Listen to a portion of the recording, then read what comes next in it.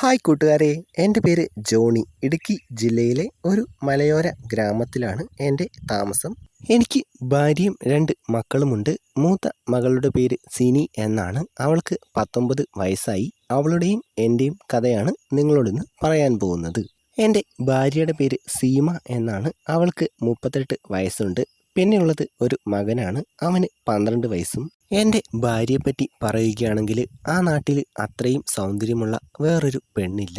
നല്ല വെളുത്തിട്ടാണ്. എൻ്റെ മൂത്ത മകളെയും ഭാര്യയും കണ്ടാൽ ചേച്ചിയും അനിയത്തിയാണെന്നേ പറയൂ. സീമയുടെ സൗന്ദര്യം കണ്ട് അവളുടെ പിന്നാലെ നടന്നാണ് ഞാൻ അവളെ സ്വന്തമാക്കിയത്.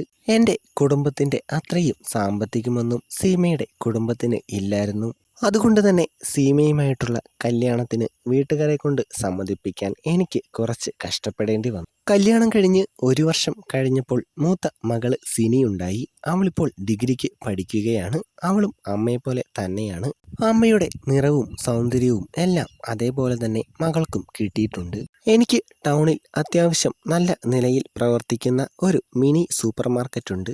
മിക്കവാറും എല്ലാ ദിവസങ്ങളിലും എന്നെ സഹായിക്കാനായി ഭാര്യ സീമയും കടയിൽ വന്നിരിക്കാറുണ്ട്. അവള് കടയിൽ ഉള്ളപ്പോഴെല്ലാം കടയിൽ നല്ല തിരക്കാണ്. ആൾക്കാരെ കുറ്റം പറഞ്ഞിട്ട് കാര്യമില്ല. അവള് അത്രയ്ക്കും സുന്ദരിയാണ്. ഭാര്യയ്ക്ക് എന്തെങ്കിലും തിരക്കുള്ളപ്പോൾ കടയിൽ വരാൻ പറ്റാത്ത സാഹചര്യത്തിൽ ഞാൻ മൂത്ത മകളെ കടയിൽ കൊണ്ടുവരും. അവള് ഉണ്ടെങ്കിലും കടയിൽ നല്ല തിരക്കാണ്. അങ്ങനെ ഇരിക്കെയാണ് എൻ്റെ ഭാര്യയുടെ അനിയൻ്റെ കല്യാണം ഏകദേശം ഉറപ്പിക്കുന്നത്. അവൾക്ക് 2 അനിയന്മാരുണ്ട്.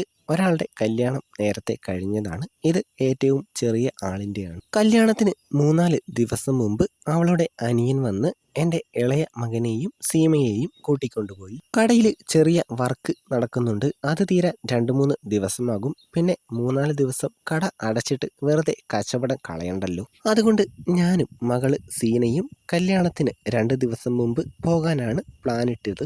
ഭാര്യയും മകനും പോയതിൻ്റെ പിറ്റേ ദിവസം ഞാനും മകളും കൂടി രാവിലെ തന്നെ കടയിൽ പോയി. അന്ന് നല്ല കച്ചവടമായിരുന്നു. അന്ന് ഉച്ചയായപ്പോൾ കോളേജ് പിള്ളേരുടെ എന്തോ സമരം. അവർ വരുന്നതിന് മുമ്പ് അടുത്തുള്ള കടകളൊക്കെ എല്ലാവരും അടയ്ക്കുന്നത് കണ്ടു. കട തുറന്നു വെച്ച് വെറുതെ പ്രശ്നമൊന്നും ഉണ്ടാക്കണ്ട എന്ന് വിചാരിച്ച് ഞാനും മകളും കൂടി കട അടച്ചിട്ട് നേരെ വീട്ടിലേക്ക് പോയി. വീട്ടിൽ ചെന്ന് ഭക്ഷണമെല്ലാം കഴിച്ച് ഞാനും മകളും കൂടി TV കണ്ട് ഇരിക്കുകയാണ്. നാളെയും സമരമുണ്ടാകും എന്നാണ് TV കാണുന്നത്. നാളെയാണ് ഞങ്ങൾക്ക് പോവേണ്ട ദിവസം. കുറച്ച് കഴിഞ്ഞപ്പോൾ മകൾ എണീറ്റ് മുറ്റത്തേക്ക് പോയി. ഞാൻ അവിടെ തന്നെ ഇരുന്നു. TV കണ്ടിരുന്ന് ഞാൻ ചെറുതായൊന്ന് ഉറങ്ങിപ്പോയി. പെട്ടെന്നാണ് അച്ഛ എന്നൊരു വിളിയും എന്തോ മറിഞ്ഞു വീഴുന്ന സൗണ്ടും കേൾക്കുന്നത്. ഞാൻ പെട്ടെന്ന് മുറ്റത്തിറങ്ങി നോക്കിയപ്പോൾ മകളത മുറ്റത്ത് വീണ് കിടക്കുന്നു. സൈക്കിളും അവളുടെ പുറത്ത് കിടപ്പുണ്ട്. അവൾക്ക് എണീക്കാൻ വയ്യ. സൈക്കിളിൻ്റെ ഇടയിൽ കാല് കുടുങ്ങിക്കിടക്കുകയാണ്. ഞാൻ ഓടിച്ചെന്ന് അവളെ പിടിച്ചെണീപ്പിച്ചു. ഒരുപാട് പരിക്കൊന്നും പറ്റിയിട്ടില്ല.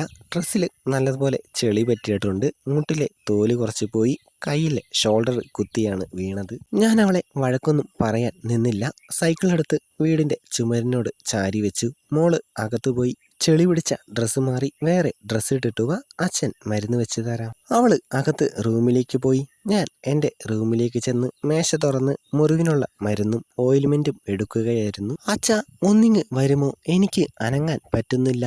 മോളുടെ വിളി കേട്ട് ഞാൻ അവളുടെ റൂമിലേക്ക് ചെന്നു. കൈയുടെ ഷോൾഡർ കുത്തി വീണ കാരണം കൈ മുഴുവനായിട്ട് മുകളിലേക്ക് ഉയർത്താൻ പറ്റുന്നില്ല. പകുതി ഉയർത്തിപ്പിടിച്ച ബനിയനുമായി അവള് അനങ്ങാൻ പറ്റാതെ നിൽക്കുകയാണ്. ഞാൻ ചെന്ന് സഹായിച്ചു. ഇപ്പോൾ ഒന്നുമില്ലാതെ എൻ്റെ മുമ്പിൽ നിൽക്കുകയാണ്. മോള് കട്ടിലിൽ ഇരിക്ക്. വീണതിൻ്റെ വേദന മാറാൻ അച്ഛനൊരു കാര്യം ചെയ്യാം. അവള് കട്ടിലിൽ ഇരുന്നു. ഞാൻ മുറിവിൽ മരുന്ന് വെച്ചു. പിന്നെ ആ ചെറിയ പൂവിൻ്റെ ഇതളുകൾക്ക് ഇടയിലൂടെ വിരലോടിച്ചു.